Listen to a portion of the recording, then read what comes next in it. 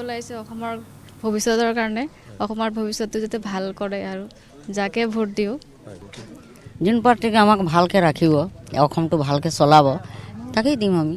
যোনে কাম কৰে তাকেই দিব লাগে, তাকেই কৰিব লাগে।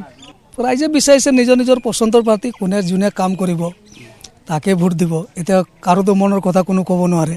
এতিয়া যদি মোক সোধে ব্যক্তিগতভাৱে মইতো মোৰ নিজৰ পচন্দৰ পাৰ্টিকে ভোটটো দিম। মই ইতিমধ্যে ভোটদান কৰিলোৱেই। এতিয়া চবৰে আশা। এতিয়া কিছুমানে কৈছে যে আমাৰ যিটো চলি আছে তেনেকুৱা লাগিব, কিছুমানে হয় পৰিৱৰ্তন মানে চব নিজৰ ইচ্ছা। আৰু এইটো এটা উৎসৱটো, এই উৎসৱটো চবেই পালন কৰিব লাগে। তাৰ কাৰণে সকলোকে মই ধন্যবাদ জনাই। আমাকতো এনেকৈ লাগে, আমি যেনেকৈ কাম কৰি আছোঁ তেনেকৈ আমাক লাগে আৰু কাম কৰাটোকে আমাক ভাল লাগে। দেশৰ কাৰণে কাম কৰিব লাগে ভালকৈ। পাৰ্টিক ভোট নালাগে, যোনে ভাল কাম কৰে তাকেই দিব লাগে। চাহ বাগিচাৰ আমাৰ আজি মানে হ'ল মানে কি মোদী আহিছে, আমাৰ কংগ্ৰেছ আছে, কাক দিব লাগে? যোনটোত পাল্লা ভাৰী হ'ব তাকেই দিব লাগে। যোনে কাম কৰিছে তাকেই দিব লাগে। আজি মোদী কাম কৰিছে ভাল, তাকেই দিব লাগে।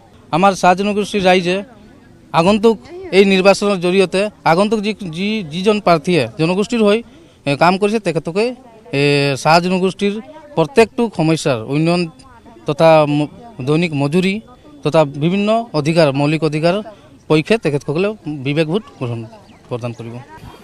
আমি বহুমূলীয়া ভোট দিবলৈ আৰু অন্যান্য পাবৰ কাৰণে আমি আৰু আহিছোঁ আৰু দিবলৈ। চৰকাৰখনৰ প্ৰতি থকা ইচ্ছা বা মানুহৰ ইচ্ছাৰ প্ৰতি দায়বদ্ধতাৰে আজি মানুহবিলাকে শিলডল ভাঙি ওলাই আহিছে। আৰু নিশ্চিতভাৱে মানুহৰ বিবেক আৰু বিবেকক প্ৰশ্ৰয় দি পেলাই আৰু প্ৰাৰ্থীৰ মুখখন চাই পেলাই নিশ্চিতভাৱে ভোটদান। উন্নয়নৰ ক্ষেত্ৰতো নিশ্চিতভাৱে নোহোৱা নহয়, হৈছে। এই চাহ বাগিচা অঞ্চল হওক বা চাহ বাগিচা অধিকৃত অঞ্চলসমূহত হওক বা অন্যান্য যিবিলাক আছিলে, পূৰ্বতে যিটো কংগ্ৰেছৰ চৰকাৰো আছিলে, বৰ্তমান বিজেপি চৰকাৰৰ পৰা আচলতে আমি বহুত কিবা কিবি আশাও কৰোঁ। আজি বিশেষকৈ মই চাহ বাগিচাৰ ল'ৰা আৰু চাহ শ্ৰমিকৰ সন্তান হিচাপে মই চাহ জনগোষ্ঠী কেইটামান কথা উল্লেখ কৰিব বিচাৰোঁ। বিগত আমি দেখিছিলোঁ যে বহুকেইটা গুৰুত্বপূৰ্ণ কাম চাহ বাগিচা অঞ্চলসমূহত কৰিছে। চাহ শ্ৰমিকৰ চাহ জনগোষ্ঠীৰ ছাত্ৰ ছাত্ৰীৰ বাবে শিক্ষাৰ যিটো মানদণ্ড, শিক্ষাৰ মানদণ্ডৰ অধিক শক্তিশালী ৰূপত আগবঢ়াই যাব লাগে বুলি আমি আশা কৰোঁ। সেইবাবে মানুহৰ চিন্তা চৰ্চা কৰি পেলাই নিশ্চিতভাৱে এটা সুস্থ সবল চৰকাৰ গঠন কৰাৰ ক্ষেত্ৰত আগবাঢ়িব। গতিকে যিয়ে চৰকাৰ নহওক কিয় আমি আশা কৰোঁ যে জনজাতিকৰণ বিষয়টো এটা লোকসভাত এটা সুন্দৰভাৱে উপস্থাপন হওক। আৰু যে চাহ বাগিচাৰ যথেষ্ট সংখ্যক শ্ৰমিক ৰাইজে ওলাই আহিছে আৰু ভোটাধিকাৰ নিজৰ সাব্যস্ত কৰিছে।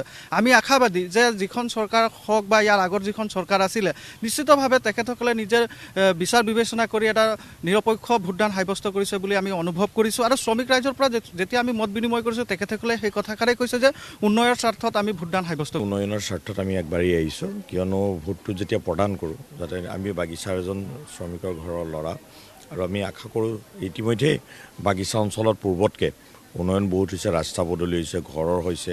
শেহতীয়াকৈ আমি স্বাধীনতা কালৰ পৰা বসবাস কৰা ঘৰৰ যিটো আমাৰ ঘৰৰ মাটিৰ পট্টা প্ৰদান কৰিছোঁ। আমি আশা কৰিছোঁ আমাৰ পঞ্চায়তৰ উন্নতিৰ হকে আমি ওলাই আহিছোঁ আৰু উন্নতি হৈছে। আমাৰ বোকাখাট পঞ্চায়তৰ বহুখিনি উন্নতি হৈছে। আমি বাগিচাতো উন্নতি হৈছে, ৰাস্তা পদূলিৰ পৰা ধৰি গোটেইখিনি সুবিধা হৈছে আৰু সুবিধা হ'ব বুলি পেলাই আমি আশা কৰিছোঁ। আশা মানে বহুতখিনি আশা চাহ বাগিচাৰ কাৰণে উন্নতি হ'লে ভাল হ'ব আৰু সেইটো আশা লৈয়ে আহিছোঁ আৰু ভোট দিব। আমি উন্নয়ন চৰকাৰ বিচাৰোঁ, যিয়ে উন্নয়ন কৰি যাব, লগতে আমাৰ আদিবাসীসকলক যি পাবলগীয়া সকলো সুবিধাসমূহ দিব আৰু লগতে আমাক যেন ST প্ৰদান কৰে। যিয়ে চৰকাৰ নাহওক কিন্তু সকলো আমাৰ পক্ষে আৰু লগতে এই দেশখনক উন্নয়ন কৰাত যেন বহুত আগবঢ়াই নিয়ে। আমাক ৰাস্তা পদূলি ভাল লাগে আৰু